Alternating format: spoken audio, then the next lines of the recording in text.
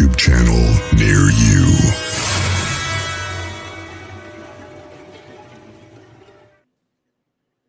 you.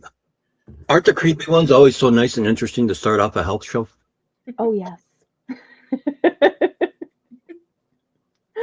Well, you got people tuning in tonight. People are looking forward to this. Maybe there's people already, as Mel politely put it, fail in February. Joey's in here. Where'd Joey go?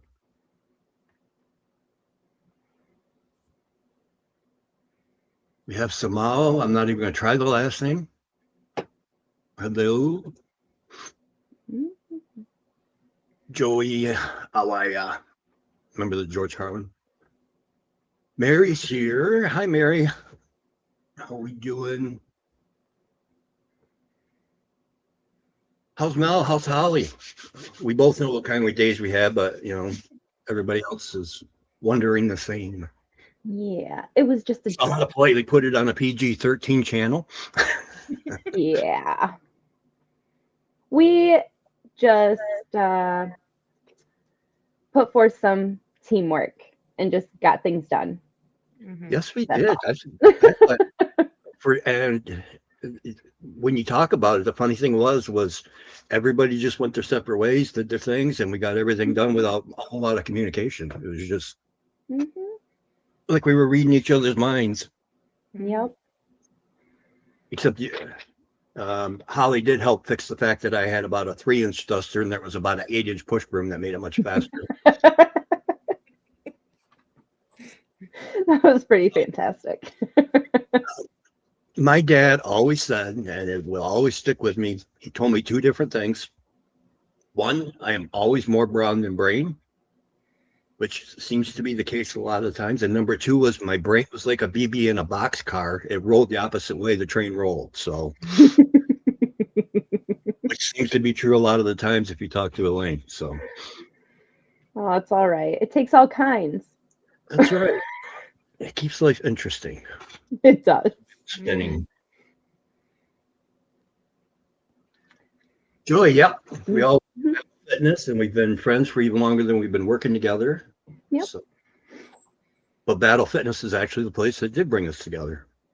It is. You know, because I love the story, the fact that when Mel walked through the door, I thought, oh boy, here's another snobby one. And then Mel thought, oh boy, here's another resting bitch face from Bodybuilder, you know. So come to find out, opposite were true for both of us. So Yep. and Holly's just Holly. Holly was I know. You just know by looking at Holly that she's a mom of many children yeah. and has the patience of a saint. Grizzly says this. Oh, Grizzly's already ripping on my pot. This is diet. Get him, Grizzly. I've seen a few cans of Mountain Dew go down that boy's throat, so I don't want to hear about my diet lately. Adriana Gonzalez, how we doing? Joey, yeah, it's very cool. This has been a lot of fun for me because it's nice being able to work off people that we got 3 different viewpoints. So and we can all have a discussion instead of there aren't much discussions these days if you think about it. People are either it's my way or their highway. They don't want to have an open mind. So and with fitness, you know, you have to. Yep. And that's kind of, I guess, you know. Donna's here. You guys know who Donna? Remember Donna? She was part of the 3 elderly ladies team. She's the one who hasn't been here. Hi. Hey. We miss you. So she's been binge watching us. Aw. We give the other 2 a hard time. Make sure they're doing what they're supposed to. Yeah. Adriana says that's why people like our videos. Well, I'm glad they like it because I enjoy doing them. It's fun. It's fun. Dear lady. Really. Yes. One of these days, I'll let her use her toot ringtone when I squat. I love it. Oh no, I haven't heard that one yet. So, Angela, sorry, as I dropped this because I had to get models instead of some pictures that didn't download. But It's okay. That's stud like you. I think that's supposed to be I so like you. Thank you, Adriana. We appreciate it. All right, are we ready? Now I'll put together a nice little thing to keep us on track because I do like to kind of travel in circles with stuff. So And we're all tired, so Mhm. I wanted to yeah, prevent all of us from doing this. we might travel from if we wouldn't have this outline, we might have traveled from fitness and starter kits into other companies coming in and messing up your place and the I downfall to it. mean, yeah. Saying things we might not want to say. Yeah. 6'7", bro. I'm only 6 foot, barely. So I think we're missing an age group for that to make any sense. oh, that's right. There is something to that, and I think I Mhm. just I don't think it's YouTube appropriate if I remember right. Oops. It might not be. I don't know, to be honest. I I try to don't keep get track it. of the Gen Z stuff, but I don't understand half of it. And I most of don't the get stuff it. they find funny, I don't get You know, either. there's a young YouTuber I talked about is going to come on once everything settles down with his house. He Yeah. said that. He said, I can't believe I read that out loud. I am so sorry. I'm like, Oh, what is he talking about? yeah. So people are laughing that we don't know what it is. Donna. That's okay. Yep. I will stay ignorant. It might be one of those things we're better off not knowing. Might be. Mhm. So But on the should we outline, start it into it? let's go. Why people fail by February? Because they want the easy fix. They want the overnight. Social And they media don't see plays the into a lot of results. that too. Yeah. Mhm. Like that one lady you were talking about, I think a couple episodes ago, in social media, they make you think that you can have all these instant results in 4 weeks. Mhm. That's not possible. It's not a thing. Consistency is key. And with consistency comes time. Mhm. Yeah, and even elderly people that have, I say elderly, I'm talking my age. Not quite, but okay. Well, 55 now, so I'm up there. Yeah. But I had a friend who was on Biggest Loser. Well, she's season 11, I think she came in third place. Oh, wow. But people see those shows, which Mhm. now we find out what was really behind them. Losing 10 pounds, 15 pounds a week, and then when they only see maybe 5 the first week and 1 or 2 the second week. Mhm. By the end of February, they've lost 8 pounds, which is great. Yeah. But according to social media and TV, oh, Mhm. that's nothing. You should have lost 20 by then. So I think they get discouraged with Mhm. part of that. If you're doing it right, you shouldn't be dropping that much weight that fast. That's all I'm going to say. If you're dropping weight that fast, you are not, nutritionally speaking, you are making yourself sick. Yeah, I've been down on that road several times. I can tell you from what she's told me, we haven't gone totally in depth with this yet, but they were working out 8 to 9 hours a day. Holy. Another 2 or 3 hours of cardio on top of that, and eating less than 1,000 calories. Wow. Nope. And they were doing that 7 days a week. Yeah. Even if you're eating 1,000 calories a day, not working out and just existing, I've been there, done that. You feel like garbage. Yeah. It's not healthy, especially for a female. The things it does to your hormones, it's not good. It's not worth it. It's not sustainable. And that's what you're looking for, is sustainability. Yep.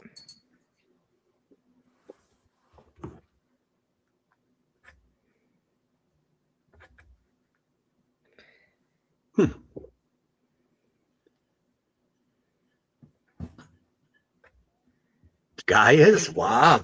No, actually, I'm stone cold sober this time. Chat's going to be lively tonight. So I'm thinking so. The other ones just don't get replayed. That's okay. That's all right. Yeah, so I think people do get burned out by the end of February. Not only that, I think they overdo it, exercise-wise. It's true. Yeah. Mm-hmm. And they aren't expecting that soreness. And then they get that. And they think it won't, that's how it's going to be every time they work out. They don't realize that'll get less and less as time goes on. True. It's definitely less is more when you're first starting out, because you're trying to inevitably build a new lifestyle and form new habits. And that doesn't happen overnight. And you have to give yourself a little bit of grace, like the 90-10. 90% of the time, do what is going to make you have a healthier lifestyle. And 10% of the time, you want to go and eat pizza one night for dinner, whatever. Eat a whole freaking pizza. I don't care. But 90%, have it be consistency, whatever that looks like. If you want to start out going to the gym 3 days a week and all you do is get on the treadmill and do some extra steps, and maybe you quit drinking pop, okay.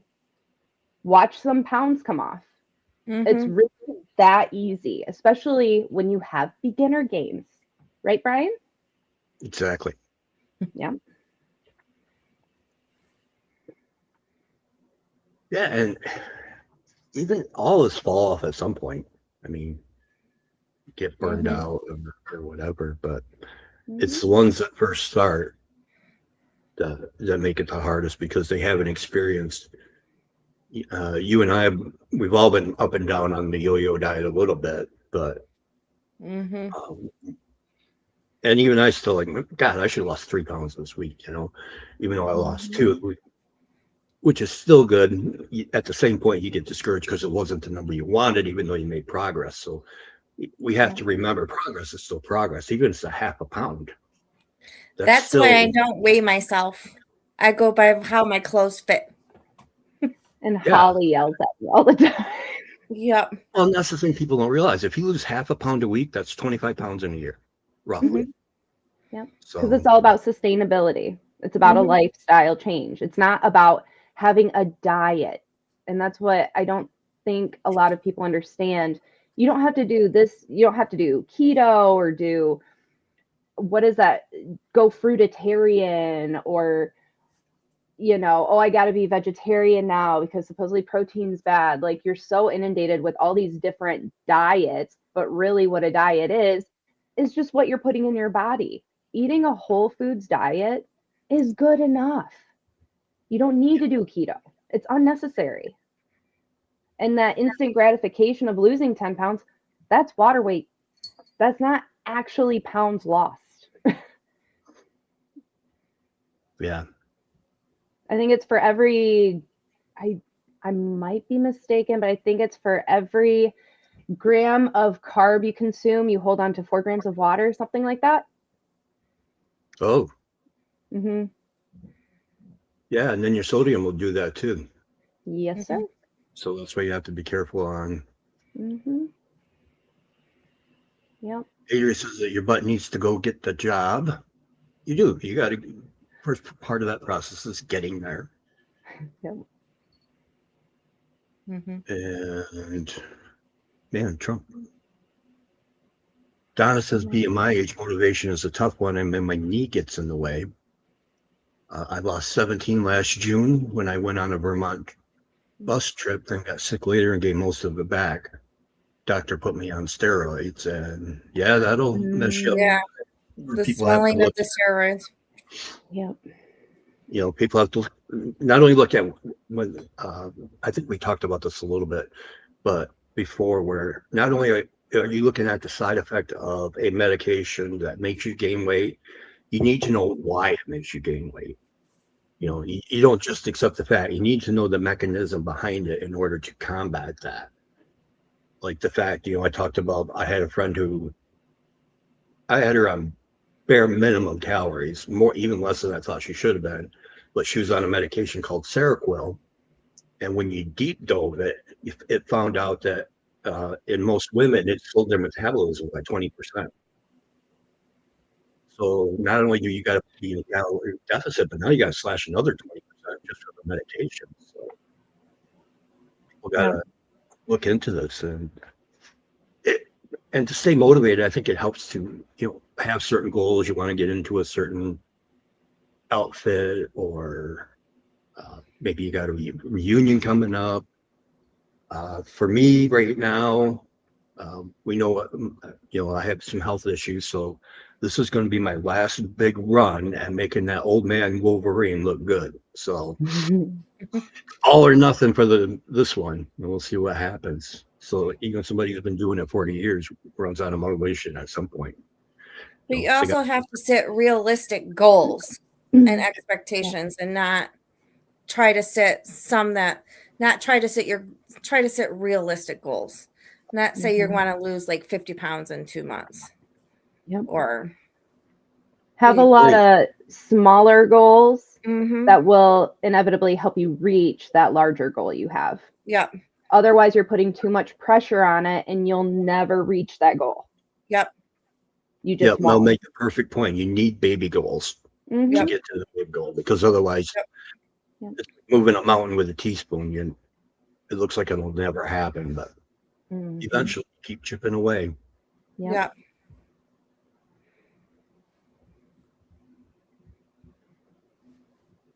Clap if we love Jesus. Hey, morning. Donna says you go.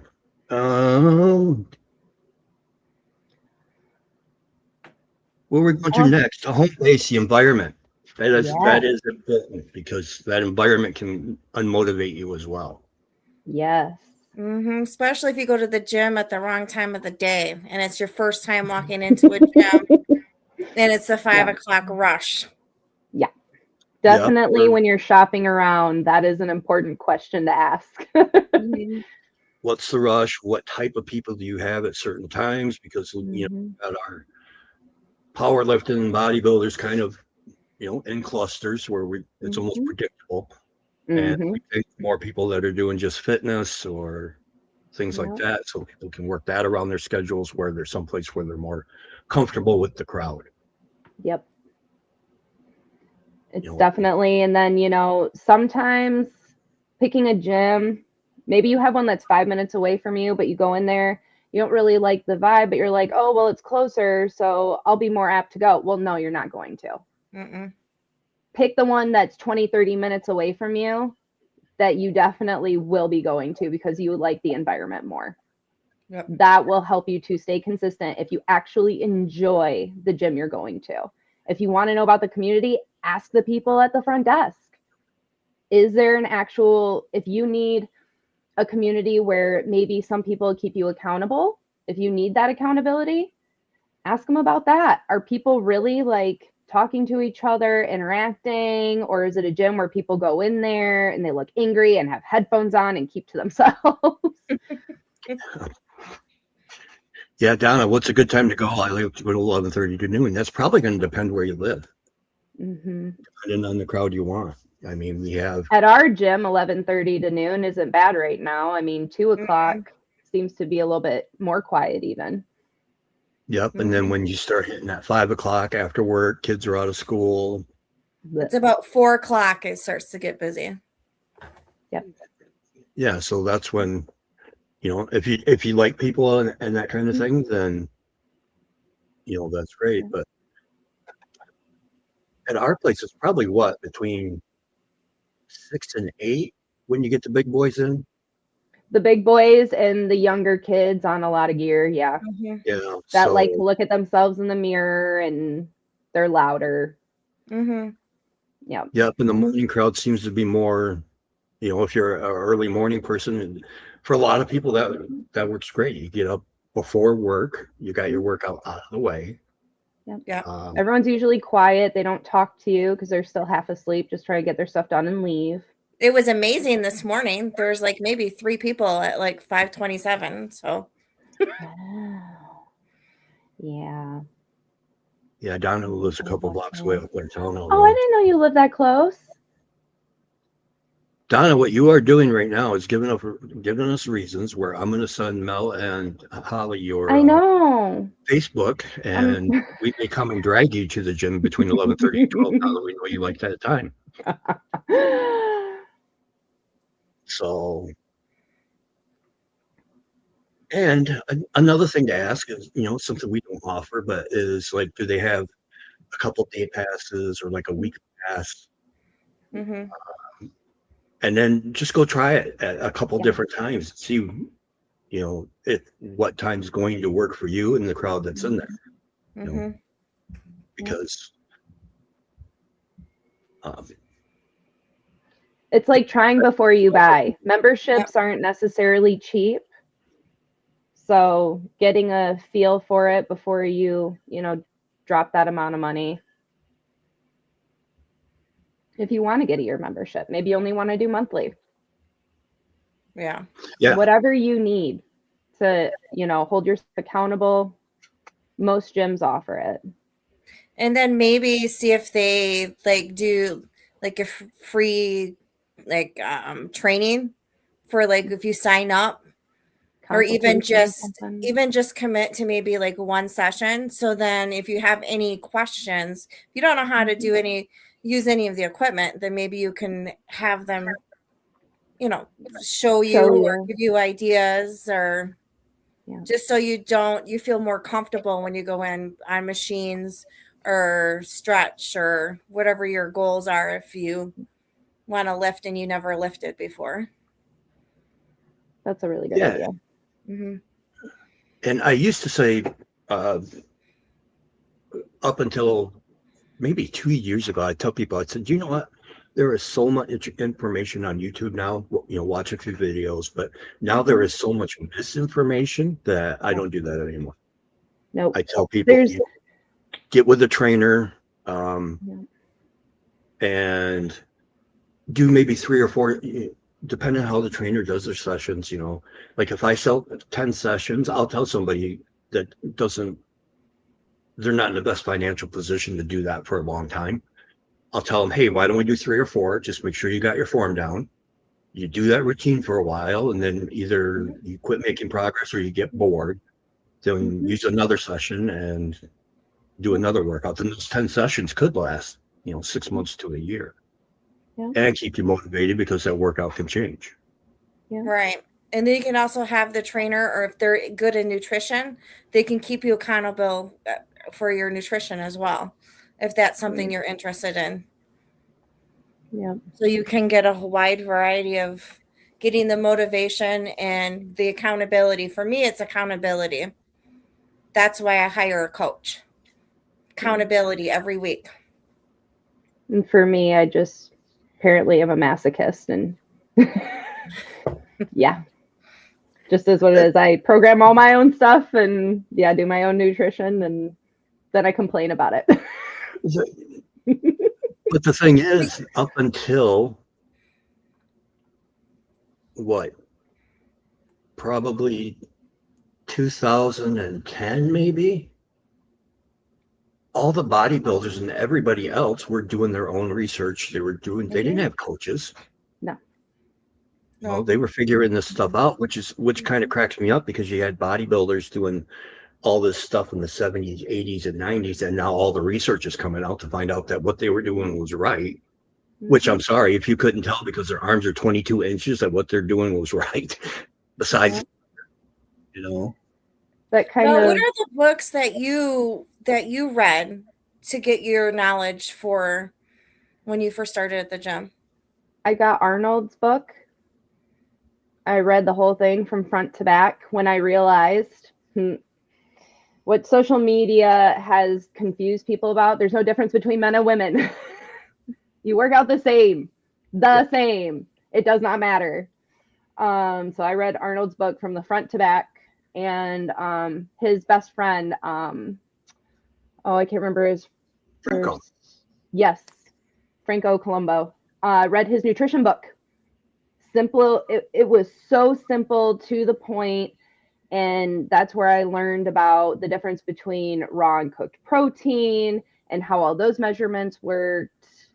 I mean, they both pretty much went by like the standard of keep it simple, stupid, is how I put it. Because there's no reason you need to be doing all this silly crap on cables. This is what baffles me. People do the silliest stuff on cables. You don't need to do that. You don't need a leg workout that has 20 different exercises in it. You can have 4 or 5 staple leg exercises and see results. You don't have to do all this weird stuff you see on Instagram. Yep. It's so bizarre to me. Yep. Yeah, and you get that base down, and eventually you start expanding it. But you could take one workout and use it your entire lifting career and make progress. Mm-hmm. You know, it's a matter of just adding a new stimulus, whether it's half a pound here, an extra rep there. I got to throw a shout out to Mel though right now while I'm thinking about this, because oh god, no, this was about talking about single leg exercises. Oh. And I watched a video last night, and they put it into terms I understood, because I understood about arms. I understand about imbalances. But what I didn't understand were legs are a totally separate topic, especially when it comes to an imbalance. Because where you can pull a little harder with your left arm to get the curl up, what's going to happen when you're doing the squat, if you got an imbalance, is that leg's not going to push harder. The other one's going to fire less. So you're actually taking away from that workout, because you're not pushing either one of your legs really to failure, because you try to maintain a balance on the way up. So by working each leg individually, like with your split squats, or you saw me pushing the sled today for the first time ever, that's a way to help create those imbalances and improve your overall work, your posture, and everything like that. So shout out to Mel there, and that's one of those things that can keep you motivated too, is throw new exercise in. Yep. Yeah. Find out that you put 40 years into something, and find out you were wrong, that unilateral leg exercises are a very good thing. Yeah, they're horrible. Don't get me wrong. They're horrible. Bulgarians, the box step ups they're horrible, because when you get done with one leg, you're like, oh, I have 2. Yeah. It's not fun. I did Bulgarians this morning, and I was gonna die afterwards. Because I did deadlifts before that. But I know that in all the science of my workout that my coach has me do, I know there's a purpose for them. So I have to do them. Absolutely. Well, I took us a little off track there, so I'll apologize for that one. But that's okay. Like Mel's got no trial periods at a gym. Ask for them. Sometimes they got a day, sometimes they got a week. Hopefully you can at least do a month, and then that way you can try different times to see when's most comfortable for you. If it's too busy where certain machines are being used all the time, you can't get on it, or the cardio, things and like if you've never done anything as far as going into a gym before, and you don't know what you want to do, you don't know if you want to get into bodybuilding, you don't know if you want to get into powerlifting, CrossFit, maybe you want to do marathon running, maybe you don't know where you want to start. Honestly, for me, it was when I started going, I went into different gyms and kind of just saw what the community was like and what the vibe was like. And then that's what I leaned towards doing, because those were the type of people I wanted to associate myself with. Yeah, and it makes total sense, because if you see somebody who looks a certain way, you want to research how they look that way, first of all. And before social media, it was a lot easier. It was like, he's big, okay, I'll be big too, so I'll do what he does. Yeah. You can't do that because you got the lighting and the filters and the fillers and all that stuff. But so you need to go in person and see what these people actually look like and how you feel around them. And so and a part of that, kind of goes into like the clothing. I hate to say I was going it. to say I was just going to transition into say now we've got to the door. What should we be having to go in that door? Yeah. A good pair of headphones. Yeah.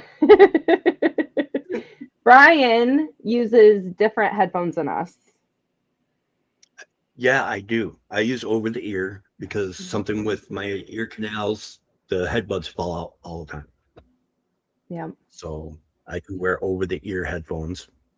Yeah. But yeah, if you wanted, and it's funny because with my choice of music, people would not believe what I would be listening to when I work out. I have different playlists for different days. Like if it's a heavy leg day, Yeah. a normal, we'll say chest, shoulder, tricep. I'll have like Creed, Disturbed, Austin, something like that. On a heavy leg day, I've got Linda Ronstadt, Stevie Nicks, real soft music because it takes me out of that zone of mentally having to be so heavy. It takes my mind way away from it, and then I can just go through the reps and get them done. And but it is interesting what people listen to. Holly, with your country. It was only one day that I did. Don't you lie to me. No, it was one day. But I also was in a mood. So Linda knows us. Linda's a little Bigfoot partner, and she says a shirt that says "Leave me alone." Yeah, exactly. Yeah, if you don't want to be talked I have one that says "Nope, not today." I wear that on my leg days just for everybody else's safety. Exactly. So headphones. Oh yes. What else do we need? I have mine. I like the Beats. I use those 9 times out of 10, but I am trying to get used to my Bose Ultra Comforts. They're nice. They have really good bass, but they do take some getting used to. They're a little bit bigger than my Beats. So I still grab the Beats most of the time. Well, but it's always good to have a backup pair. Yeah, in case they die. Yep. I have Skulls. And then if your backup is dead, then you're really in trouble. You are. And what I recommend in that case, which has happened to me several times, I still leave the earbuds in and people still leave me alone. But the music is They horrible. don't know. I just pretend I have music playing. That's the best part about the over-the-ear ones because people know that you have them on. Where the earbuds are kind of hard to tell sometimes. Yep. But, yeah, I've walked around without my noise canceling on sometimes just to see what people are saying. Oh yeah, people do that to Holly and I. They want to know what we're talking about. They'll purposely turn their headphones off, but have them in to listen to our conversations to see what kind of crazy things we're talking about. Morgan. Sometimes when Shania is there, and I'm saying this because I know he is watching this, I will turn my music off so I can hear him sing while he runs on the treadmill. It's like my favorite thing ever. But he's got a really good voice, so it makes my day. Yep. Now, for me, for the absolute beginner, that's all you need, basically. Yep. A good pair of shoes too. Oh yeah, shoes. Indoor shoes. You do need those when you walk in the door. Like if you want to lift, like flat shoes. Like I wear barefoot shoes. Like we wear similar shoes. So then my toes can grip. Yep. They're really, just like that. Because your toes can grip the ground and you can push through your heels a lot easier than having regular shoes, like running shoes. And they're really grippy on the bottom. So that helps even more. And I have insulation on the bottom of my shoe. You guys, you see the insulation? Gee, I wonder why. Yeah. My advice, and this is just my opinion, if you guys differ, you can say so as well, but I don't like to see people wear running shoes lifting weights. No. Because of the minimum. I've seen guys remember when Nike Air Shocks were a big thing? I've literally seen people blow those Air Shocks out on a leg press. Yep. Then they walk around something like they're farting through the whole gym. But leave the marshmallowy shoes for running, for your running, if you're doing the stair climber, for your cardio. Yes, do not use that stuff for lifting. Mm-mm. You will hurt yourself, and you may create some impingements too when you're lifting. So, squat shoes. Holly and I have these too. Yep. And these are affordable. Those last ones, I think, aren't they like $20 a pair on Amazon? I don't know, because I bought mine like 7 years ago.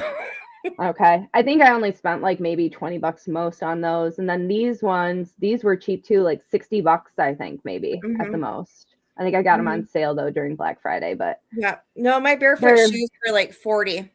The ones that I have, mine are different than yours, but Yep. And I don't know how much my lifting shoes were. We should talk to people about wearing wide shoes rather than the ones that really just squish your feet. Oh, the your feet aren't supposed to be squished. Your toes will go, instead of like they go like that. And it's easier to grip the floor. Yep. And it's not natural to have your feet that squished. Yes. Those look so comfy. Now the thing with them is, and my recommendation is, do not spend a ton of money on gym wear until you know you're going to make it a habit. Don't buy it. My shoes were $200. That's the highest I've ever paid. Even my normal wearing, I try to buy the Skechers for $79. Yeah. I paid $200 because I have a big feet. I was size 15. But these shoes are so comfortable, and it doesn't matter if I'm leg pressing, and I only wear them on leg days. Because I have feet issues where I had my foot shattered and broken in 17 places and 3 toes fused. So these shoes make up for it. And it was a big investment, but I'm glad I did it because, like I said, they've lasted me over 4 years at this point. Yeah. But get a comfortable pair of shoes to wear to begin with. And then once you decide where you're going to go, like these would be great for Automix has been around forever. They've got squat shoes, deadlifting, the whole 9 yards. Then looking to spend a little money if you know you're going to do it. Otherwise, it's a specialty shoe. You're not going to wear it anywhere else. You just blew $200 sitting in your closet as like the first pair of Air Jordans or something. Yep. You don't need to spend a lot of money to get started. And I do think people, you get lots of advertises on social media about, buy Gymshark, or buy Buff Bunny, or buy this, buy that. Why? I buy $5 shirts off Shein. I don't care. I get my workout pants at Walmart half the time just because I'm too cheap to buy them to like. You don't need to spend $100 on Lululemon. I'm sorry, but garbage. Those are not lifting leggings. Those are for doing yoga or Pilates. Those are not the ones you want to wear to lift in. Those are not the ones you're going to want to wear to do CrossFit in. And they're thin. And they show everything. Remember when I did my video in slow motion? It shows everything. Yeah, it's true. They're not meant for lifting. You don't need to buy the best of the best. And don't use it as an excuse not to go, I saw this girl and she had this cute matching set. Guess what? No one cares. Nope. Plain as literally no one cares. Nope, because no one's really looking at you. The only thing people care about is if you choose to be the smelly kid. Wear deodorant. Or you don't put your stuff away. Yeah. Be conscious of your aroma. Yes. Don't wear your gym clothes 2 days in a row. Don't leave them sitting at the bottom of your hamper for a week or more. Don't do it. And wash your stuff in cold water. You wash it in hot, it's going to seal in the smell. It's just icky. Don't do it. That's one thing I have noticed about the what do they call it? Wicker shirts are supposed to take the aroma away. Oh, the wet wicking? Yeah. I'll tell you what, you wear it once, don't wear once those. you get that smell in it, it does not go away. I will not buy any wet wicking I anything. refuse to buy any more of them. Mm-mm. Nope. No, I got Chris some, and some of them we have to throw away because I can't get. Yeah, I wore it twice. Yeah. First time I worked out it, and I washed it. Second time, first set, it smelled like I'd worked out for an hour. Mhm. It's like, Yeah. forget it. Yep. It's not worth it. So we got shoes, we got headphones now, and Yep. let's say I mean, just starting out, I don't think you really need any more than that to me. You could do No. a gym bag, like a small Sleeves or gym bag. anything yet, because Yeah. Do we want to talk about straps or anything, or? I do want to talk about them. I just meant when you first walk in the door. Yeah. Yeah. It takes 6 months to get Keep get it your simple. back a little stronger and work Yeah. on those spinal erectors and Get your routine going and stay adamant about your routine. If you And miss a maybe day, do a okay, workout but- journal. A workout journal. You know Yeah. how you see people writing their workouts in? Yep. To keep track of your weight that you Yep. do. I I use would- the little notepad on my phone to keep track of my Yeah. workouts and what I'm doing. Mm-hmm. they make it so convenient now with the different free apps and paid apps and everything to keep track of your workout. There's Yeah. really no reason you shouldn't, and a whole lot of reasons you should. Mm-hmm. Because if you bench 100 pounds 10 times on Monday, you come in next Monday, you benched 100 pounds 9 times. It's like, well, okay, what happened? And then you come in at week 3 and you bench it 8 times. Now you got to look at, because now you're not progressing. Yep.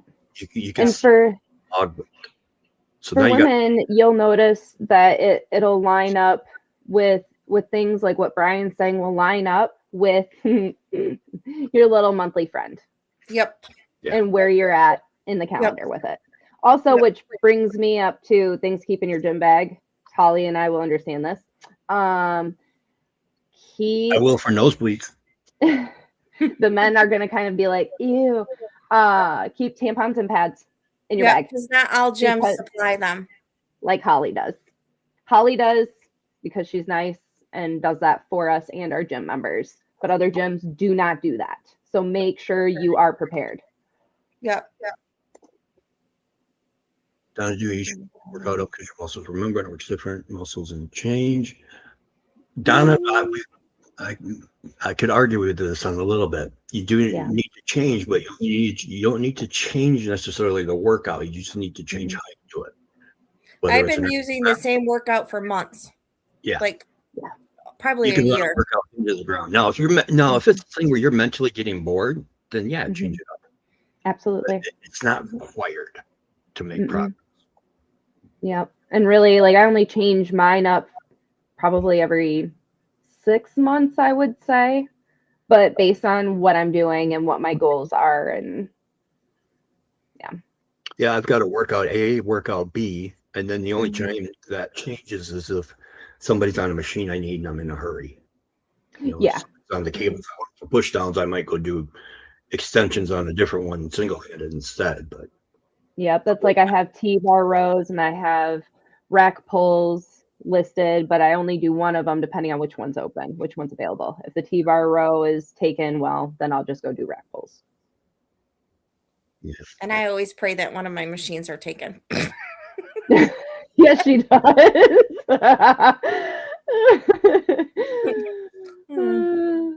That's good. Now the next things, I want to make sure I'm not skipping around Mel's list because she put a lot of work into this.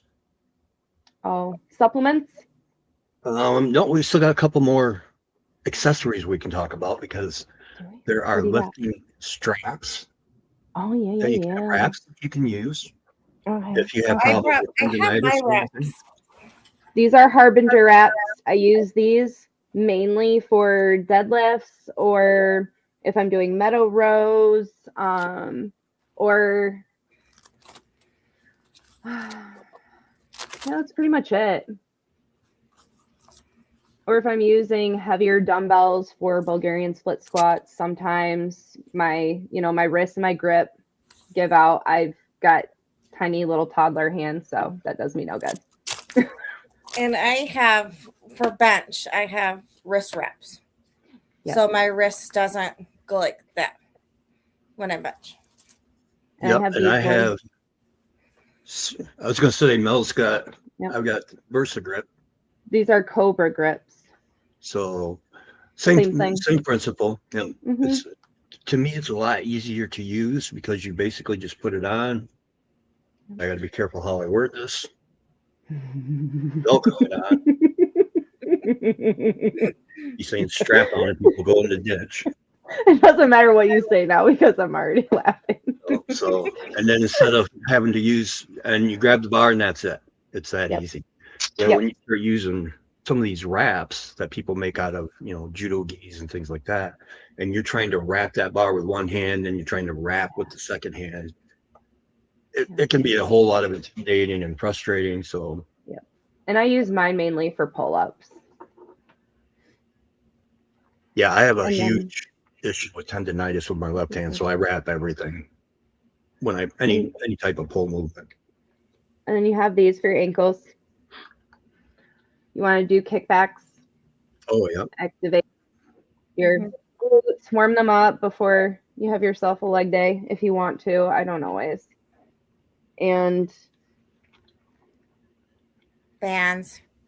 I use this for a lot of different things. I use them when I'm doing hip thrusts because I get more glute activation.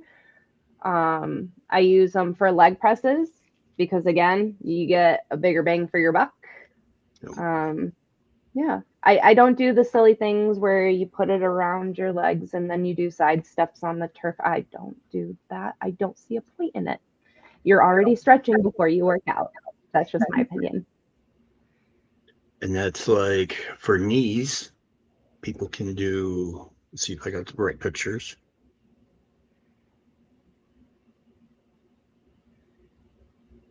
And of course they aren't, but there are knee wraps, there are knee sleeves. I prefer sleeves, the ones by Inzer, because they're adjustable. So basically you got the ease of pulling on a knee sleeve, but the Velcro cinch it on as tight as it needs to be. You see people wrap. I don't like wrapping because of the fact that it would be, for me, it's a time thing and the inconsistency of getting each leg right.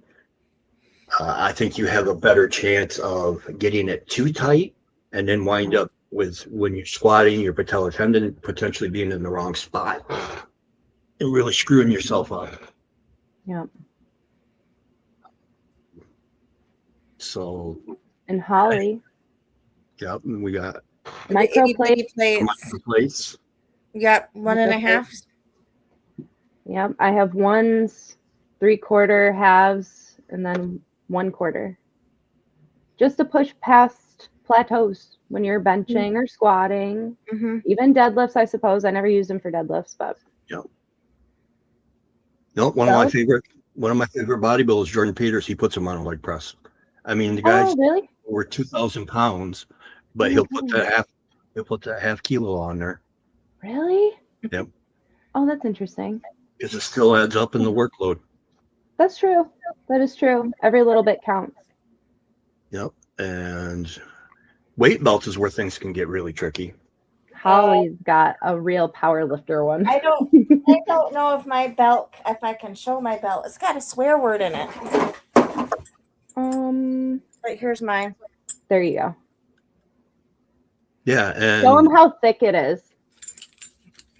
If the swear word shows, I apologize. I have to get it unstrapped though. Well, see, and then this is where you got to consider what level you're going to go to. Yep. Because you could get like a simple rogue belt. Yeah. Whereas mine, I mainly was using a nylon one. It's like a nylon canvasy material, super thin. A lot of CrossFitters use this. I recently, because I'm moving up in numbers, got one, they call it a hybrid. So it still has the nylon-y material on the actual part that you buckle, but it's like this interesting leathery kind of feel. So it's more stiff. It's not like Holli's though. Holli's is power lifter. And when I was looking into it, because I go beltless, but I'm not moving the numbers you guys are either. So, but cost. I mean, what did your first belt cost? Mel? I think mine was around 50-ish, 40, 50-ish. Yeah. Now, when we start talking about moving up into competition, what did Holli's cost? Mine was special custom made. I had a custom made with, and so it was between I think it was probably like, it was on sale. So I think it was like $350. Yeah, that was, I found a belt. Let's see.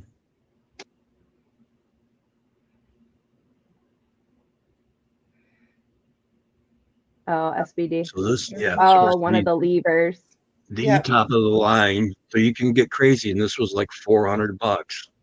Mine's a Pioneer belt. So mine is actually, it's like custom leather, and then they actually embroider it there, and you pick out you take a picture from your camera roll and they'll embroider it on your. That's how I got my bee for my beekeeping. See? Oh. And then my swear words in the inside of it. What I try to tell people is you don't need to buy the very best on the market because your numbers might. That's like the Versa grips start at 25, and I think I paid 55 for mine, but they go up to 195 for the powerlifting. Mm-hmm. See, and I think that's something that people should keep in perspective.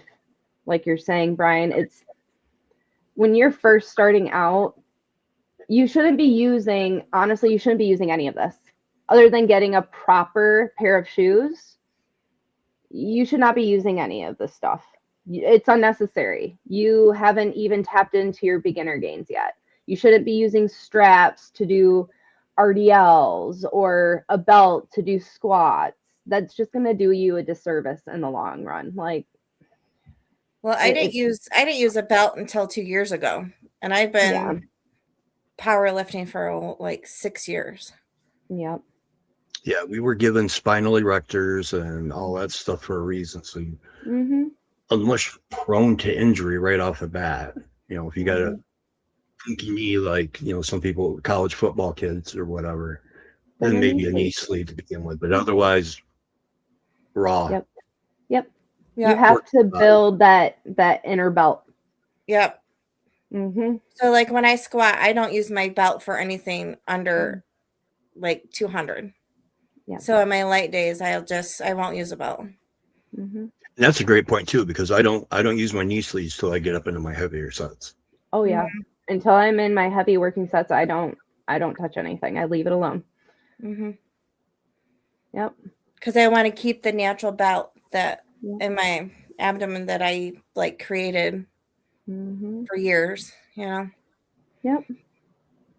That's how you prevent yourself from getting hurt later.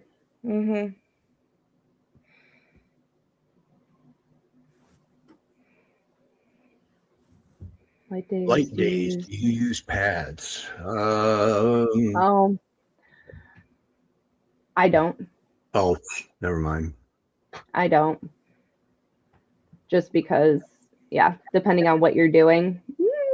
Yep. Most women definitely, especially if you are weightlifting, if you're deadlifting, squatting, that's definitely the way you want to go. Otherwise, messy is the word I will use. Well, a doula told me at my meet, you put one of those in when you're lifting heavy. It'll help hold like your uterus up and everything up. So then it's the likelihood of peeing when you're lifting heavy with the grunt, the force, it'll help. Yep. So, I'm just going to read this one. How do you deal with aroma when squatting that time? I'll just put it up.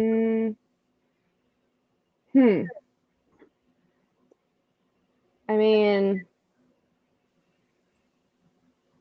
I don't know that's really, just have your normal hygiene. Nobody is smelling what you smell. No. And I use Lume deodorant the body deodorant because my fear is because I'm a bigger lady smelling like a fat person. That nasty smell. So I loom places that would take care You of the can extra definitely do body that. odor. And a lot of women will just take deodorant and put it down there anyway to prevent, Mm-hmm. you know, that chafing and stuff. Because sometimes leggings rub against the inner thighs and it's not comfy. Mm-hmm. Yeah. But they make like body deodorant, and that's what I use. Yeah. Yeah, even men now they got special deodorant for that too. You don't want the from under smell. Yeah. So, It's a thing for everybody. Mm-hmm. And honestly, if anyone's that close to you that they can smell that, well, that might be a different conversation you want to have with somebody. Because that's not okay either. all right, to go home topic. Supplements. Oh, We boy. don't need to use everything under the sun. Mel put exactly what Yep.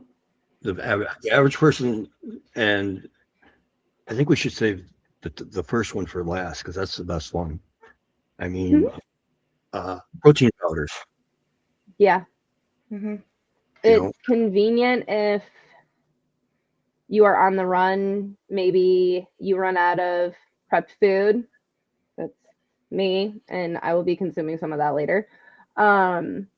It's okay for convenience factor every now and then, but definitely not to have as a staple meal every day. Well, I drink a protein shake before I come, like on the way to the gym, because I can't eat breakfast because I am afraid I'm going to vomit.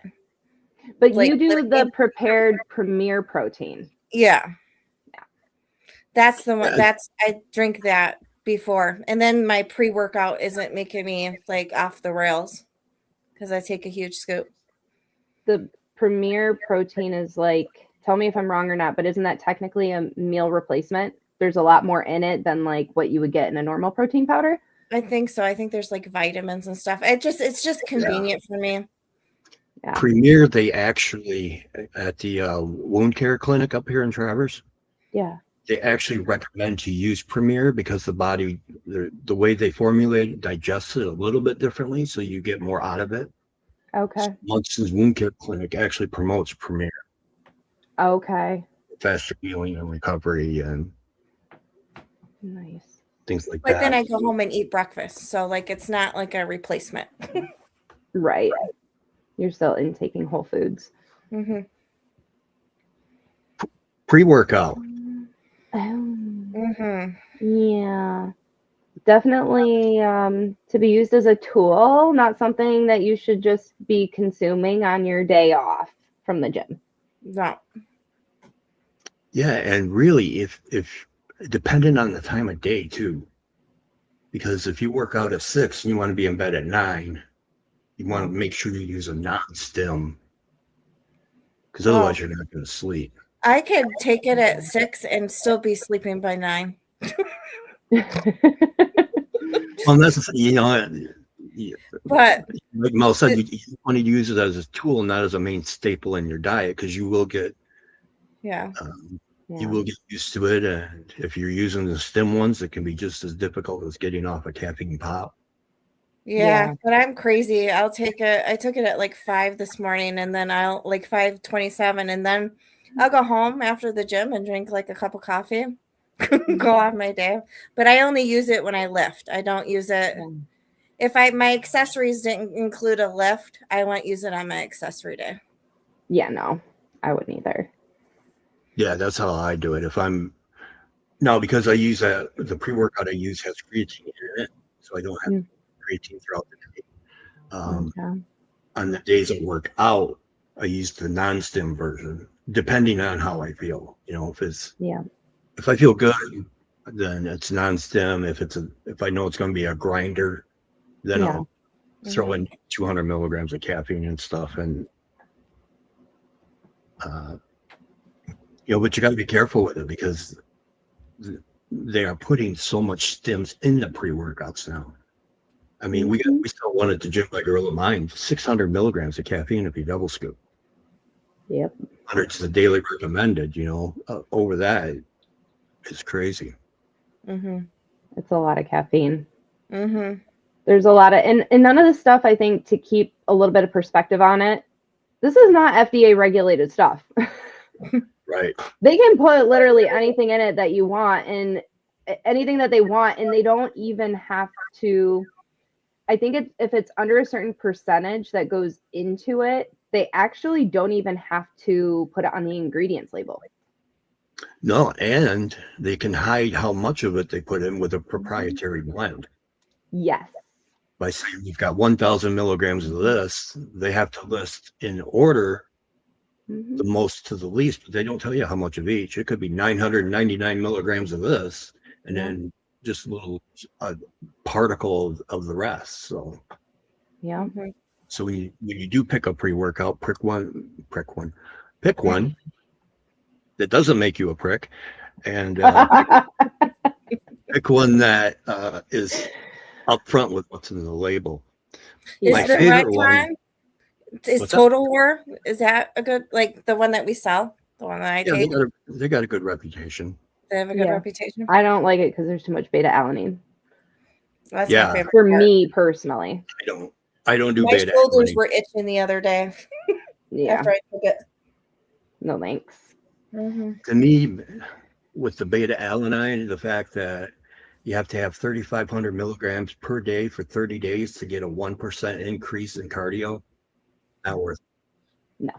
I hate my face itching and like my eyebrows are getting sewed together for an hour. But it also depends if I eat. If I eat, that doesn't happen. If I don't eat, it's like it happens. It's like 10 times worse. It's crazy. That's what I found. Yep. The best one for last, the one everybody should be taking, regardless if you're working out or not, is creatine monohydrate. Yes.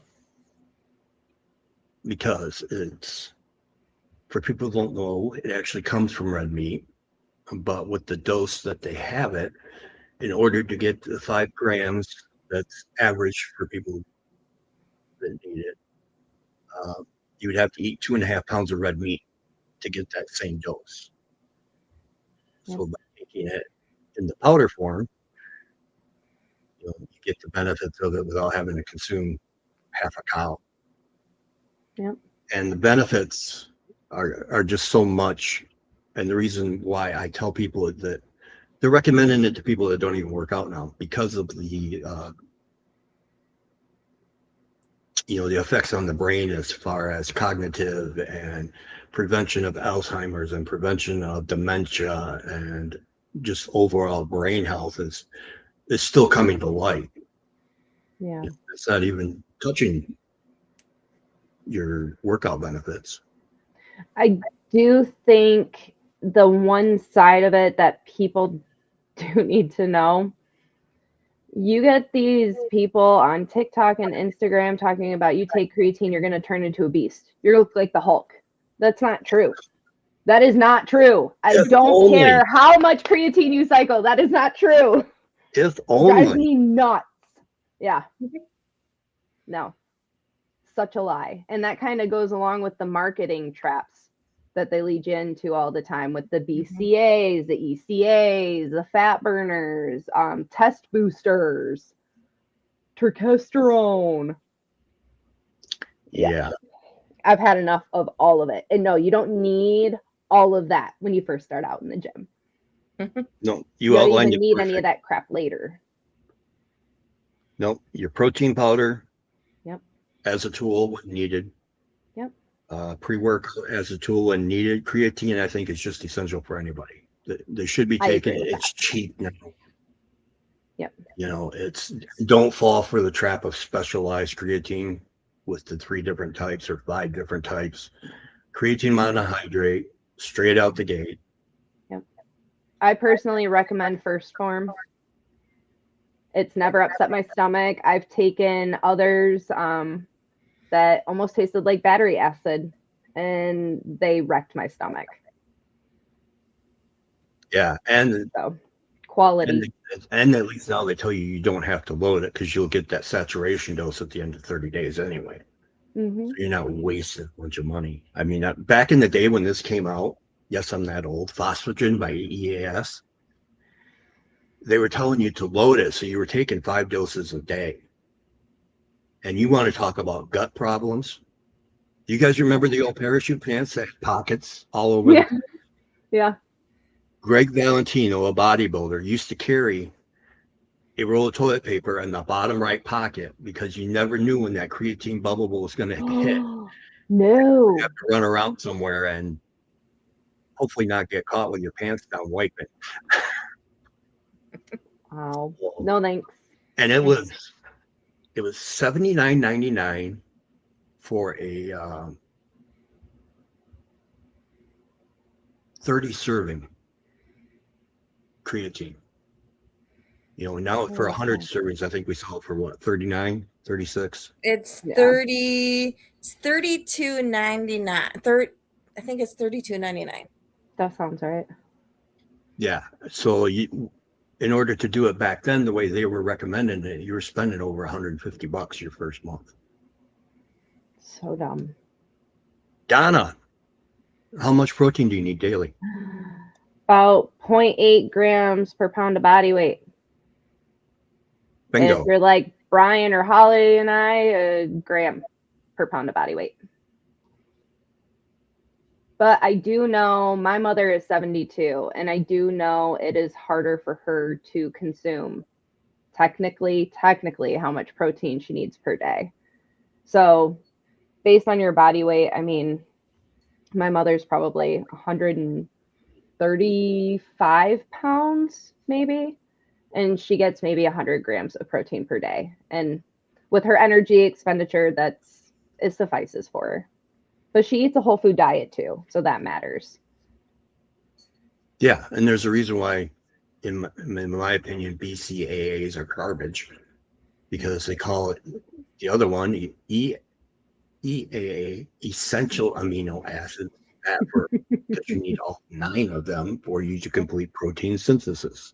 Mm-hmm. BCAAs have 3, so you've got all the extra, amino acids, but you don't have everything to complete protein synthesis. So that's when you stick with your EAAs, and your whole food has whole proteins. Yep, this is true.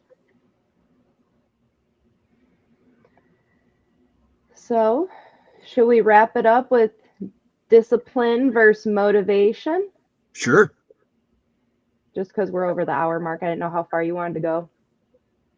Yeah, well, we'll take it home right here. Okay. So, for you two, one of y'all, discipline or motivation? Which do you? I think we need with the New Year's, keeping people motivated, because they kind of run a little bit in the same discipline to get there, but you need that motivation to keep the discipline, right? Am I saying that right? Everybody feels a certain way about it. Mm-hmm. I don't believe in motivation. For me, it's discipline. If you're trying to change the mindset of I'm trying to get fit to I'm a person who's choosing to take care of my health, that is definitely discipline based. You're trying to make a lifestyle change. It has to be discipline because you're trying to form habits. Motivation is like a feeling for me, and that's fleeting, because how many times do I go in the gym and I complain to you, Holly, about, oh, I really don't want to do this, but I do it. Why? Because it's a part of my routine. Right. It's in discipline for me too. Like I have it scheduled in. Like I have a routine. Mm-hmm. So I'll get up, I'll get my kids off to help get the kids off to school. I'm getting ready and I go right to the gym. Yep. So it's discipline because I know I have to do it, because if I don't, then I am so grouchy and I don't feel good. And then I know for me, if I miss a day or two, and then that day and two will turn into a week. Yeah. And then I will wake up sore and hurt, like I feel old. Yeah. I'd rather wake up and be sore from something I did to myself than my body automatically being sore. Personally, I feel like people get motivation confused with accountability. Mm-hmm. So where people are looking for motivation is for somebody to sit there and be like, okay, let's get this done, blah, blah. that's a form of accountability. You want somebody to hold you accountable for showing up. And that's why things like boot camp are great, or having a trainer is fantastic, because it creates that accountability that you're looking for.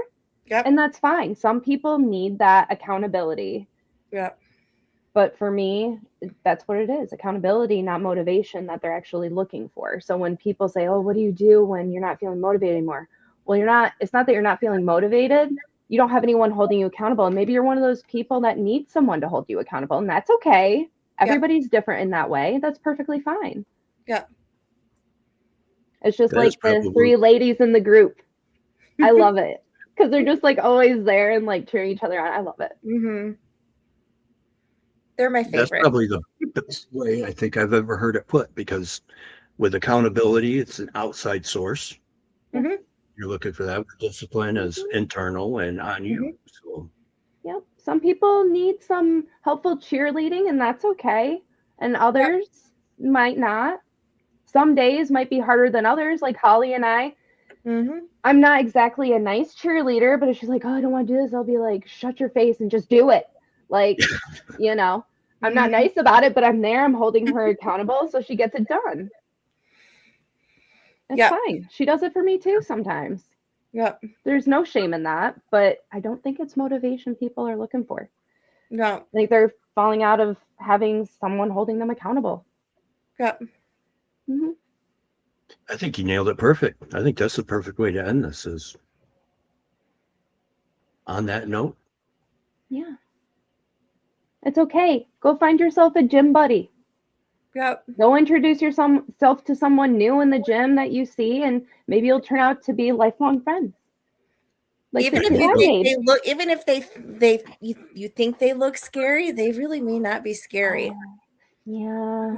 Because we thought you and I thought that we were scary or bitchy. Yeah. Oops, sorry. I tell people to ignore the RBF, and I'm actually really nice. It's just I can't always control what this does.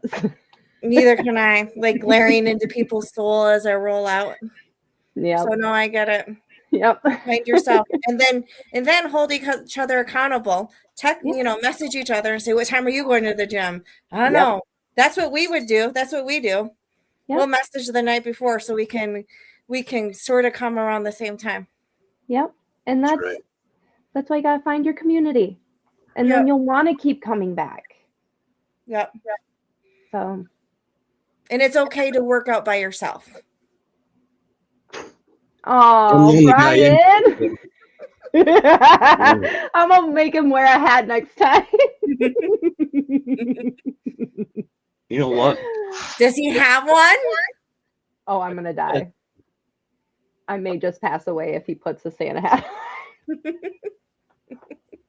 I did have one. I found my shoes. Oh no. See, look, size 15 doesn't even fit on the camera. Yeah, your shoes, I swear. Mm-hmm. Val and I were talking about your shoes. I do have a picture now of Santa with muscles. I had a Santa hat on. Oh, for crying out loud. All right. You know what? We go together in order for it to work. I think we're done. Are we? For tonight. Okay. Because we told people what they need to do, what they should be prepared for. Yeah. How to prepare. Yeah. And don't stress it. Just go in, try and have fun, and you'll keep coming back for more. Yep. Yep. And try to leave outside life outside, get in the gym and just focus on you and get in the zone. Get in the zone. So, all right. Can you guys hang around and back for just a minute? Yeah. Yes, sir. So, do this and this. And there you go, folks. Starter kit. Thanks to Mel and Holly. And on that note, we are going to call it a night. And from coast to coast, around the world, as they say on here, have a great night, have a great weekend. And I will see you in about 50 minutes for a movie review of American Sasquatch. So Bigfoot night as well as health night. We will talk to you soon.